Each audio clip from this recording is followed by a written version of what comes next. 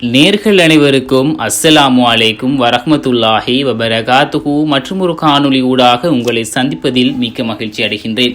இந்தியாவின் கேரளா மாநிலத்தில் அமைந்திருக்கின்ற வயநாடு பிரதேசத்தில் ஏற்பட்ட இயற்கை அழிவுகளினால் அண்மையில் 300க்கும் அதிகமானோர் உயிரிழந்தார்கள். மண் சரிவுகளின் சிக்கி அதிகளவிலானோர் காணாமல் போயிருந்ததாகவும் கேரள மாநில அரசாங்கம் அறிவித்திருந்தது. வயநாடு மாவட்டத்தின் சூரல் மலைப்பகுதியில் வெள்ளம் கரை புரண்டு ஓடும் நிலை ஏற்பட்டது. எதிர் திசையில் உள்ள நிலப்பகுதியில் சுமார் 35 மக்கள் காயங்களோடு சிக்கிக் கொண்டிருந்தார்கள். இதனால் வெள்ளத்தை கடந்து சென்று மக்களுக்கு சிகிச்சை அளிக்க முடியாத நிலை ஏற்பட்டது. அதாவது ஒரு கரையில் இருந்து அடுத்த கரைக்கு செல்ல ஆற்றில் ஏற்பட்டிருக்கின்ற வெள்ளம் தடையை ஏற்படுத்தியது. இதனால் தான் இந்தியாவின் தேசிய பேரிடர் மீட்பு குழு ஆற்றினை கடப்பதற்காக சிப்லைன் என்ற கருவியை அமைத்து எதிர் திசைக்கு சென்றார்கள். ஆனாலும் அங்கு சிக்கியிருந்தவர்களை அப்படியே இக்கரைக்கு அழைத்து வருவதற்கான வாய்ப்புகள் காணப்படவில்லை.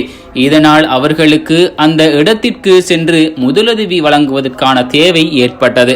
இவ்வாறான நிலையில்தான் அக்கரையிலிருந்து சிப்லைனுக்கு சென்று சிகிச்சை அளிப்பதற்கு ஆண் தாத்தியர்கள் மீட்பு குழுவினர் தேடினார்கள்.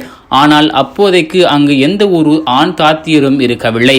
ஆனால் ஆண்கள் செய்கின்ற இந்த பணியை பாதிக்கப்பட்டு இருக்கின்ற 35 பேரின் உயிரை பாதுகாப்பதற்காக பெண் தாத்தியரான சஃபீனா என்பவர் தானே முன்வந்து சிப்லைன் ஊடாக அக்கரைக்கு சென்று அந்த மக்களுக்கான முதல் உதவியை வழங்குவதாக சஃபீனா அறிவித்திருந்தார். ஆனால் இவ்வாறு பாரிய அளவிலான மோசமான வெள்ளம் ஏற்பட்டிருக்கின்ற நிலையில் சிப்லைன் ஊடாக அக்கரைக்கு எவ்வாறு அனுப்புவது என்று மீட்பு குழுவினர் தயங்கிக் கொண்டிருந்தார்கள்.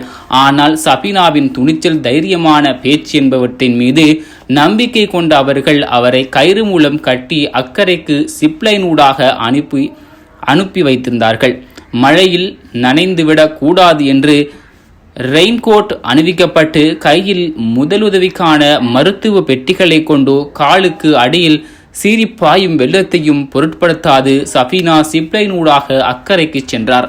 ஆண் தாத்தியர்கள் தான் இருக்க வேண்டும் என்று மீட்பு குழுவினர் ஆரம்பத்தில் கூறினார்கள். காரணம், கடுமையான வெள்ளமும் கடுமையான மழையும் அன்று நிலவிக் கொண்டிருந்தது. ஆனால் யாரும் அங்கே அந்த சூழலில் கிடைக்காமையினால் நானே அக்கறைக்கு செல்ல தயாராக இருக்கின்றேன் என்று கூறினேன். முதலில் அவர்கள் இதற்கு தயங்கினாலும் பிறகு அதற்கு சம்மதமும் வழங்கினார்கள். அக்கறைக்கு சென்று பார்த்தபோது பெரும்பாலான மக்கள் அங்கு காயமடைந்தவர்களாகவே இருந்தார்கள். அவர்களுக்கு முதல் உதவியை வழங்க வேண்டிய நிலை ஏற்பட்டது. இங்கிருந்து பார்க்கின்ற போது அங்கு காயமடைந்தவர்களின் நிலை எவ்வளவு பரிதாபமாக உள்ளது என்பது தெரிய வந்தது.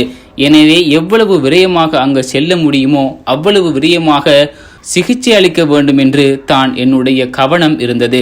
வெள்ளத்தின் மீதோ மழையின் மீதோ என்னுடைய கவனம் இருக்கவில்லை. மாறாக என்னுடைய கையில் இருக்கும் முதலுதவிக்காக அனுப்பப்பட்டிருக்கின்ற மருந்து பெட்டி வெள்ளத்தில் விழுந்து விடுமோ என்ற பயம் மாத்திரமே எனக்கு இருந்ததாகவும் சஃபீனா அவர்கள் கூறியிருக்கின்றார்கள். சஃபீனாவின் இந்த செயல் மூலம் 35க்கு மேல் அதிகமானவர்களின் உயிர்கள் பாதுகாக்கப்பட்டிருக்கின்றன. பெண்களை மக்கள் அதிக அளவில் குறைத்தே மதிப்பிட்டு வருகின்றார்கள். அவர்களுடைய பங்களிப்பை பெற்றுக்கொள்வதற்கு ஆண்கள் தயங்கியே வருகின்றார்கள். ஆனால் யாருமே இல்லாத இக்கட்டான சூழ்நிலையில் 35 பேரின் உயிரை காப்பாற்றுவதற்கு சஃபீனா என்ற பெண்மணி மாத்திரமே முன்வந்தார். அவர் தன்னுடைய உயிரை பணயமாக வைத்துவிட்டு அங்கு செயற்பட்டிருக்காவிட்டாலும் 35 பேரின் உயிரும் அன்று மாய்த்திருக்கலாம் என்று அங்கிருந்த மீட்பு பணியினர்கள் அறிவித்திருந்தார்கள்.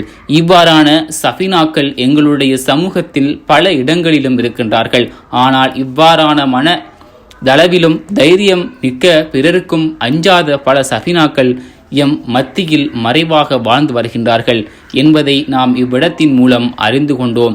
இன்ஷா அல்லாஹ் மற்றொரு காணொளி ஊடாக உங்களை சந்திக்கின்றேன். அஸ்ஸலாமு அலைக்கும் வரஹ்மத்துல்லாஹி வபரகாத்துஹு.